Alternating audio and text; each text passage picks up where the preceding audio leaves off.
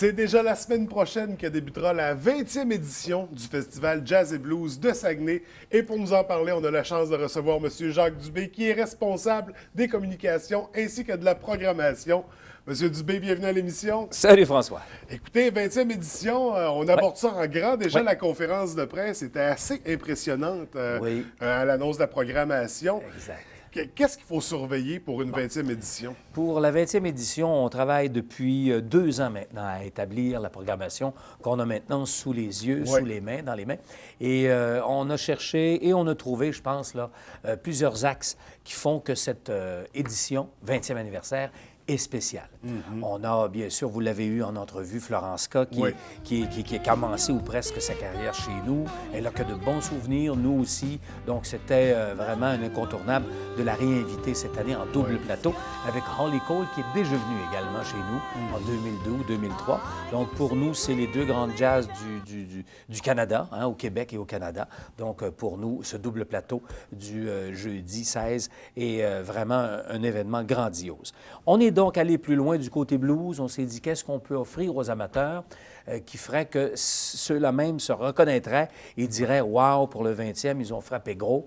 Donc, on est allé du côté du blues, The Blues Hall of Fame Tour. Ça réunit Charlie Musselwhite, James Cotton et John Hammond, 3 grandes sommités du blues. Ce sont des messieurs respectables Oui. et respectés. C'est un peu si on réunissait au niveau du pop Madonna, Rihanna et Lady Gaga OK. le même soir, la même scène. Au niveau du blues, le parallèle est identique. C'est 3 grandes sommités, sinon avec B.B. King, les 3 grands noms du blues actuel et qui sont encore capables de produire des spectacles. Oui, oui. Donc, pour nous, c'est un coup majeur. Ça s'inscrit dans une tournée nord-américaine. Les 3 sont intronisés au Blues Hall of Fame et l'organisation a décidé de monter une tournée. Et puis, on a réussi à aller chercher une date. Et habituellement, là, pour les bookers, Saguenay ne figure pas là, en priorité. Non, non. Ils vont choisir une ville en Ontario, dans le nord-est des États-Unis. On a donc été très chanceux puisqu'on a été les premiers à piger dans le sac à date le vendredi. Habituellement, quand on tombe sur des tournées comme ça, des tournées majeures, on réussit à avoir un mardi, Ouais, un mercredi, un dimanche. Mais là, puisqu'on a été parmi les premiers à choisir, on a réussi à choisir le vendredi. Pour nous, c'est une fierté Donc, en tant que programmateur. La grosse soirée, puis en 20 ans Ouais. également, le festival a acquis beaucoup de notoriété, Oui. je pense, dans le milieu du jazz et du blues. Exact. Devient une référence aussi. Là, je pense que les gens un peu partout dans le monde connaissent, qui s'intéressent au jazz et au blues, connaissent le festival de Saguenay. Définitivement. Puis là, on le sent, là, autant les artistes que les bookers, entre guillemets, pour parler un bon français, Ouais. les bookers, autant américains que canadiens, commencent à nous connaître. Et ça a commencé un peu, si on veut, avec Joe Lovano, il y a 2 ans, un artiste de New York, justement engagé par une entreprise new-yorkaise. Et puis ça a fait boule de neige. John Pizzarelli, Madeleine Peyroux l'année dernière. Et cette année, quand on a cogné à leur porte, bien, ces bookers-là nous connaissaient et connaissaient notre bonne réputation parce que Joe Lovano et compagnie leur en a parlé. Donc, ça ouvre les portes plus facilement et ça donne plus de possibilités et ça facilite évidemment la négociation. C'est pour ça qu'on a réussi, bon, The Blues Hall of Fame, Holly Cole, mais également Ravi Coltrane, qui Oui. est un artiste renommé, réputé. C'est le fils de John Coltrane, un des saxophonistes les meilleurs cotés au monde une légende de dans toutes ce les coin. époques, effectivement, avec Charlie Parker. C'était un improvisateur incroyable. Et le fils, comme le disait notre ambassadeur à la conférence de presse, M. Stanley Péan, ne se veut pas nécessairement juste le perroquet de l'œuvre de son fils, de son père, mais bel et bien un artiste complet qui réussit aussi à se démarquer. Donc, Ravi Coltrane figure également pour nous là, dans les top listes de nos bons coups 2015. Justement, on vient de parler de l'ambassadeur qui est exactement. Stanley Péan. Et pourquoi, c'est quoi le rôle d'un ambassadeur dans un événement comme ça? La relation avec Stanley a commencé il y a 3 ans. C'est un fils de la région, d'abord, né à Jonquière, tout ça. Il a été élevé à Jonquière.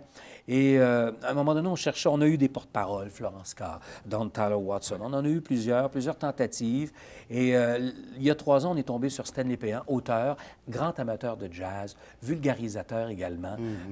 Un grand communicateur. Oui, l'association s'est faite de façon naturelle et depuis ce temps, bien, il demeure notre ambassadeur.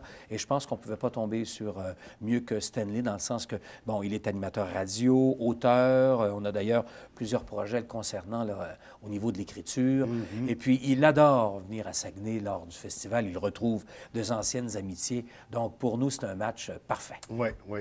Donc, on peut voir tout au long du festival, du 14 au 19 avril. Si on poursuit dans la programmation, parce que là, on a souligné les grands noms, les grands coups. D'ailleurs, félicitations étant responsable de la programmation. J'imagine le travail acharné qu'il y a dû avoir des 2 dernières années pour monter une telle programmation pour la 20e. Sinon, si on souligne là, d'autres éléments importants de la prog du 14 au 19. Bon, évidemment, là, ça commence le mardi 14 avec Bob Walsh, qui pour nous est un incontournable également. Il était là lors de la toute première édition en 96. Donc, pour nous, d'entrée de jeu, là, quand on a commencé à monter la grille, ça a été le premier nom qui a sorti. Pour les 20 ans, il y a un concept d'ellipse. On ramène des grands noms. Un peu, certains qui ont débuté comme Florence K. avec... Exact. Et d'autres qui ont seulement participé aux éditions précédentes. Donc, on voulait souligner le coche et l'anniversaire d'une façon particulière, et c'est une façon de le faire, effectivement. On a parlé de Ravi Coltrane. On donne également une bonne place, sans les oublier, aux artisans régionaux, que sont Yves Sergerie, qui a participé à maintes reprises à notre événement, Éric Dallaire, Luc Lévesque, Gabriel Desjardins, Robert Pelletier. Ce sont des noms que vous connaissez, Luc Tremblay. Vous les avez entendus à un moment donné dans l'une ou l'autre de nos éditions. Bien, on ne pouvait pas tous les ramener, évidemment, là, mais ceux qui étaient disponibles et qui avaient un projet en accord avec notre jazz et notre blues ont été, bien sûr, les bienvenus. Ovid Coudé, il est natif de Sainte-Rose-du-Nord. Bon, donc, ce sont des artistes qu'on a réinvités avec grand plaisir. Autrement que ça, bien, on a également toujours le spectacle des finissants du Collège d'Allemand. Ça, c'est devenu une tradition.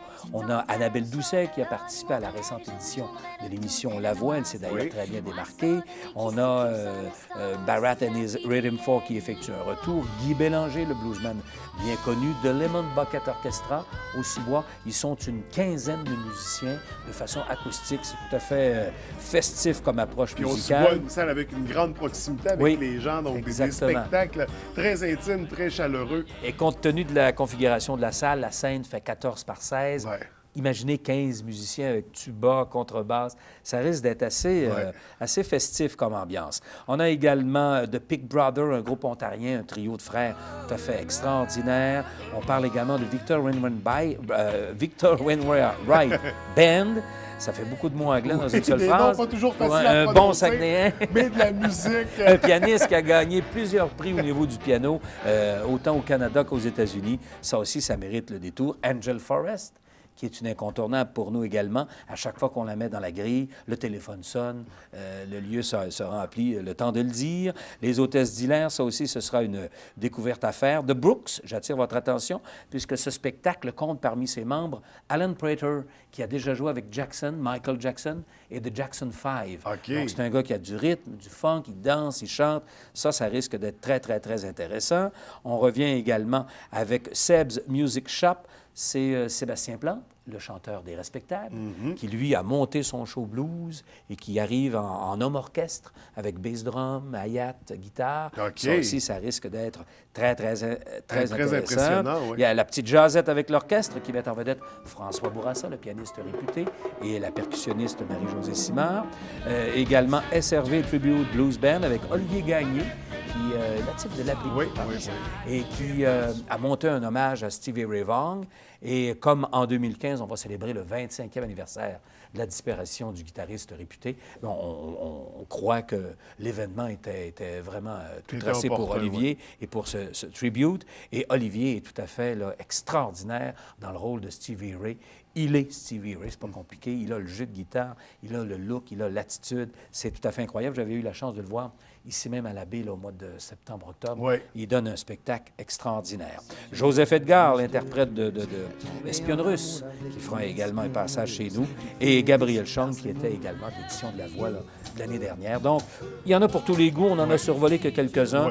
Blues, jazz, mais également des musiques aux différents accents pour plaire au plus grand nombre, évidemment. Donc, on pense détenir une programmation au 20e anniversaire digne des amateurs et de leurs attentes. Et on parlait qu'on mettait l'accent sur la participation régionale. J'ajouterais même sur une participation scolaire. On Oui. a parlé du Collège d'Alma qui se spécialise en musique, mais encore plus jeune que ça, il y aura des étudiants du secondaire qui auront la chance de participer au festival. Exactement. De quoi il s'agit exactement? C'est une collaboration qui date depuis plusieurs années avec la commission scolaire, mais là, on est allé un petit peu plus loin. La commission scolaire produit à chaque année des spectacles dans leur polyvalente, Oui. que ce soit à Charles-Gravel, ici à la Baie, les Grandes Marais ou peu importe. Et j'ai été invité à participer au Show des Rives.